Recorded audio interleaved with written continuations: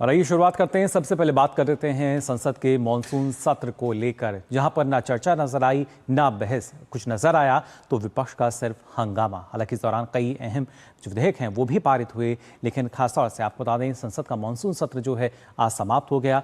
लोकसभा राज्यसभा की कार्यवाही अनिश्चितकाल के लिए स्थगित हो गई। 20 जुलाई से शुरू हुए सत्र के दौरान दोनों सदनों में कई महत्वपूर्ण विधायी कार्य हुए।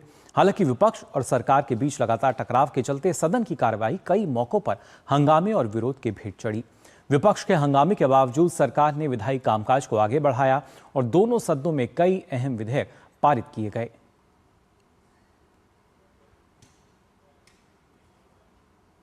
लोकसभा की अगर हम बात करें तो लोकसभा की कार्यवाही आज अनिश्चितकाल के लिए स्थगित कर दी गई। सदन की कार्यवाही की शुरुआत वंदे मातरम के साथ हुई। विपक्ष और सरकार के बीच लगातार टकराव के कारण लगभग पूरा सत्र हंगामे की भेंट चढ़ता नजर आया। सत्र के आखिरी दिन प्रधानमंत्री नरेंद्र मोदी और गृह मंत्री अमित शाह भी सदन में मौजूद रहे। 20 जुलाई से शुरू हुए सत्र में विधायी कामकाज को देखें तो मानसून सत्र के दौरान कई महत्वपूर्ण विधेयक पारित भी हुए हैं।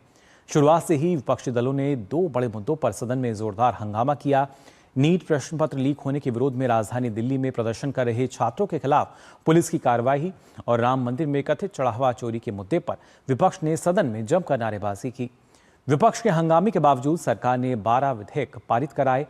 इनमें खासतौर से अगर बात करें तो सार्वजनिक परीक्षा संशोधन विधेयक, कराधान एवं अन्य विधियां संशोधन विधेयक, सुप्रीम कोर्ट जजों की संख्या बढ़ाने वाला बिल, साथ ही एमएसएमई संशोधन बिल, ट्रिब्यूनल्स रिफॉर्म बिल, न्यायाधिकरण सुधार विधेयक 2026 समेत कई अहम बिल जो कि शामिल हैं। सरकार का कहना था कि वह सभी मुद्दों पर चर्चा के लिए तैयार है, लेकिन विपक्ष ने सदन की कार्यवाही चलने नहीं दी। विपक्ष का आरोप था कि सरकार जवाबदेही से बच रही है। एक दिन पहले गृह मंत्री अमित शाह ने चर्चा की पेशकश भी की, लेकिन गतिरोध बना रहा। अंत में लोकसभा की कार्यवाही अनिश्चितकाल के लिए स्थगित कर दी गई।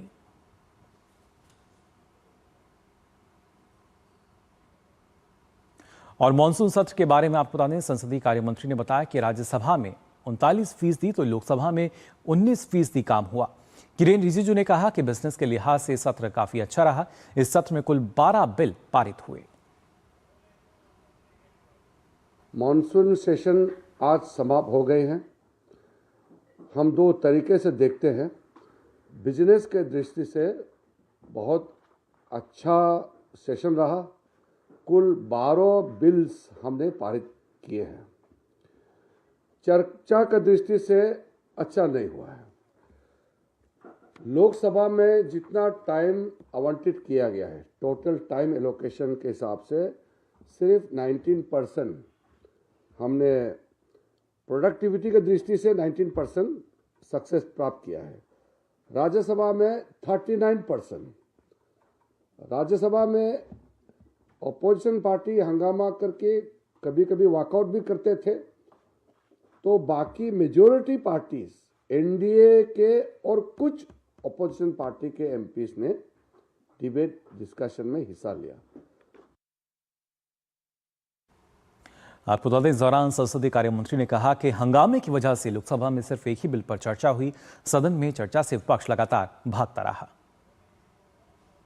सिर्फ चर्चा हो पाई लोकसभा में जो prevention of unfair means, examination में जो पेपर लीकेजेस का घटना होते हैं, लोग छुप छुप के पेपर भेजते हैं एग्ज़ाम के या खरीदते हैं, या ऐसे कई राज्यों में देश भर में घटना हुए हैं, उसको लेकर के कड़ा कानून जो पारित किया गया है इस सत्र में, वो है public examination prevention of unfair means act जो बना है।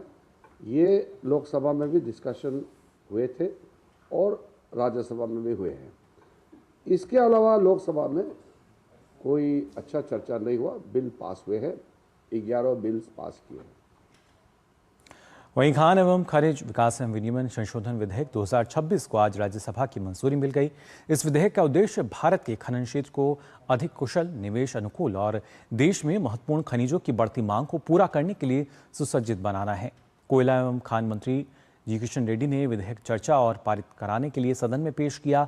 विधेयक मूल रूप से खनन और खनिज विकास और विनियमन अधिनियम 1957 में संशोधन करता है। साथ ही खनन क्षेत्र में निजी क्षेत्र के निवेश को बड़े स्तर पर प्रोत्साहित करने का प्रावधान इसमें किया गया है। नए विधेयक में महत्वपूर्ण खनिजों के अन्वेषण यानी खोज और खनन पट्टों से जुड़ी प्रक्रियाओं को अत्यधिक सरल व तेज बनाया जा रहा है।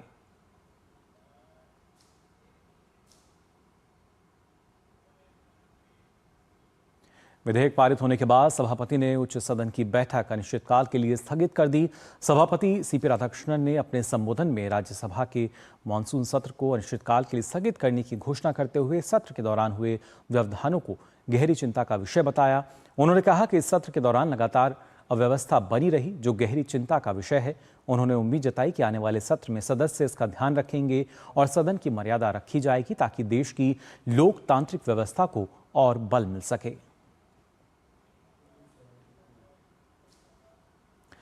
संसद के मानसून सत्र के आखिरी दिन अगर बात की जाए तो एनडीए और विपक्ष के सांसदों में तकरार यहां देखने को मिली। दोनों ही पक्षों के सांसद प्रदर्शन करते हुए आमने सामने आ गए और जमकर नारेबाजी की गई। दोनों पक्षों की ओर से बेहद नारेबाजी की गई। साथ ही आप बता दें जो तख्तियां हैं वो दिखाई गई, जिसके चलते सुरक्षा कर्मियों को स्थिति नियंत्रित करने के लिए सांसदों के बीच एक सुरक्षा घेरा बनाना पड़ा। इन दो तस्वीरों में आप देख सकते हैं किस तरीके से एनडीए के जो सांसद हैं उन्होंने प्रदर्शन किया, तो वहीं विपक्ष के जो सांसद थे वो भी यहां प्रदर्शन करते हुए नजर आए। और संसद परिसर से हमारे संवाददाता राजेश राज फिलहाल जुड़ चुके हैं। राजेश का रुख कर लेते हैं। राजेश, अगर देखा जाए मानसून सत्र की अगर बात करें, जैसा हमने देखा संसदीय कार्य मंत्री ने इस बात का जिक्र किया, बिजनेस के लिहाज से अगर देखा जाए तो काफ़ी बेहतर, लेकिन चर्चा की अगर बात की जाए, बहस की अगर बात की जाए तो लगातार विपक्ष जो है कहीं ना कहीं हंगामे की आड़ लेकर इससे बचता हुआ नजर आया। देखिए, बिल्कुल जब संसदीय कार्य मंत्री किरण रिजिजू ने जो प्रेस कॉन्फ्रेंस किया आज अनिश्चितकाल के लिए स्थगन किए जाने के तुरंत बाद, उसमें उन्होंने साफ तौर पर ये नाराज़गी जताई कि विपक्ष ने जानबूझकर सदन में अवरोध पैदा करने की कोशिश की। और उन्होंने कहा कि ये मेरे लिए बहुत ही अचंभा की स्थिति है कि पहली बार मैं देख पा रहा हूं कि विपक्ष इस तरीके से चर्चा से भाग रहा है। और निश्चित तौर पर उन सांसदों के प्रति भी किरण रिजिजू ने सहानुभूति दिखाने की कोशिश की जो कांग्रेस के पहली बार चुनकर आने वाले सांसद हैं या कांग्रेस के नए सांसद हैं, उनके लिए भी उन्होंने सहानुभूति दिखाई और स्पष्ट तौर पर ये कहा कि उन सांसदों को बोलने का मौका सदन के भीतर नहीं मिला। जो सांसद पहली बार चुनकर आए या नए सांसद थे, उनके लिए एक बड़ा अवसर होता है। और वाकई मुकुल, जब पहली बार चुनकर जो आने वाले सांसद होते हैं उनके लिए एक बड़ा मौका होता है कि वो अपने क्षेत्र की जनता का या फिर राज्य की जनता का प्रतिनिधित्व करते हैं। राज्यसभा के सांसद राज्य का प्रतिनिधित्व करते हैं और लोकसभा के सांसद अपने संसदीय क्षेत्र की जनता का प्रतिनिधित्व करते हैं। और वो जनता जो चुनकर भेजती है सांसदों को कि उनके हक हुकूक की बात करें, उनके संवर्धन के लिए, उनके विकास के लिए वो हिमायत करें, वो जब ऐसा नहीं कर पाते हैं तो उनके मन में एक असंतोष का भाव जरूर जगता है। और एक अकाउंटेबिलिटी जो है उसकी भावना भी सांसदों के मन में जरूर आती है कि आखिर जिस जनता ने उन्हें चुनकर भेजा है हम उनके प्रति कितना जवाबदेह हैं।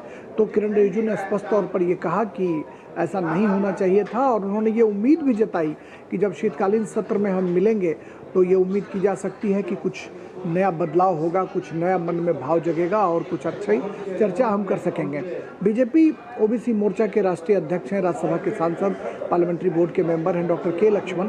जब उनका मैंने इंटरव्यू किया तो उन्होंने विपक्ष पर साफ तौर पर आरोप लगाया, कहा कि इस सत्र में भले ही 12 विधेयक हम पारित करा पाए, लेकिन राहुल गांधी और खड़गे को जवाब देना चाहिए कि वो क्यों नहीं चाहते हैं कि परिसीमन विधेयक पारित हो, क्यों नहीं चाहते हैं कि महिला आरक्षण बिल का मार्ग प्रशस्त हो। तो ये एक बड़ा सवाल है मुकुल, जो सत्ता पक्ष के सांसद विपक्ष पर ये सवाल खड़े कर रहे हैं कि परिसीमन जो विधेयक है वो पारित होना चाहिए ताकि महिला आरक्षण 2029 का जो लोकसभा का चुनाव हो वो नए परिसीमन पर किया जा सके। इसका कहीं ना कहीं मन में कसक सत्ता पक्ष के सांसदों के मन में है और विपक्ष के सांसद भी दबी जुबान से चर्चा जरूर करते हैं, लेकिन चूंकि दलीय प्रतिबद्धता जो है वो आड़े आती है और वो बोल नहीं पाते। लेकिन ये महत्वपूर्ण विधेयक है जिसको पारित कराना संसद से बेहद जरूरी है ताकि नए परिसीमन पर अगला चुनाव हो सके। और महिला आरक्षण जो 33% का प्रावधान वाला विधेयक है उसको संसद से अनुमति मिल चुकी है और उसे परिसीमन के बाद लागू किया जा सके, ये सत्ता पक्ष की जो है वो प्रतिबद्धता दिखाई पड़ रही है। जी बिल्कुल राजेश, लेकिन इस बीच अगर देखा जाए, क्योंकि सदन को चलने की जब हम बात करते हैं, चर्चा की बात कही जाती है, ना सिर्फ सरकार की जिम्मेदारी बल्कि विपक्ष की भी जिम्मेदारी होती है कि वो जो चर्चा है उसको कर सके, सार्थक चर्चा करें। जनता का जो प्रतिनिधित्व हम कर रहे हैं, तो जो जनता की अपेक्षाएं हैं उन पर हम खरे उतर सकें, फिर चाहे जो युवा सांसद हैं या अनुभवी सांसद हैं। लेकिन जिस तरीके से सदन के अंदर हमने देखा हंगामा किया गया, और संसद परिसर में हमने देखा किस तरीके से लगातार जो प्रदर्शन है वो भी यहाँ पर किया गया। हाँ बिल्कुल मुकुल, आपने सही कहा कि जो लोकतांत्रिक व्यवस्था है हिंदुस्तान के बारे में कहा जाता है कि हिंदुस्तान मदर ऑफ डेमोक्रेसी है, और दुनिया भर के मुल्क में जो हिंदुस्तान की लोकतांत्रिक व्यवस्था है या फिर जो बोलने की आज़ादी है उसकी कहीं कोई मिसाल नहीं है। इसका मतलब ये नहीं है कि हम सदन की कार्रवाई को बाधित करें, और ऐसा सत्ता पक्ष के लोग आरोप लगाते हैं। लोकतांत्रिक व्यवस्था में बहस विमर्श और वोट के लिए जगह होती है। डर और डंडे के बल पर आप सदन को नहीं चला सकते हैं। और आपने बिल्कुल कहा, सही कहा कि जो विपक्ष है उसकी भी बड़ी भूमिका होती है। सत्ता पक्ष की भूमिका फ्लोर मैनेजमेंट के लिए होती है कि सत्ता पक्ष ये अधिकृत करे, ये सत्ता पक्ष सुनिश्चित करे कि सदन की कार्रवाई कैसे चलाई जाए, इसके लिए विपक्ष को रजामंद करे। बिल्कुल राजेश, और हमने तो देखा था सत्ता पक्ष की तरफ से लगातार आमंत्रित किया गया चर्चा के लिए।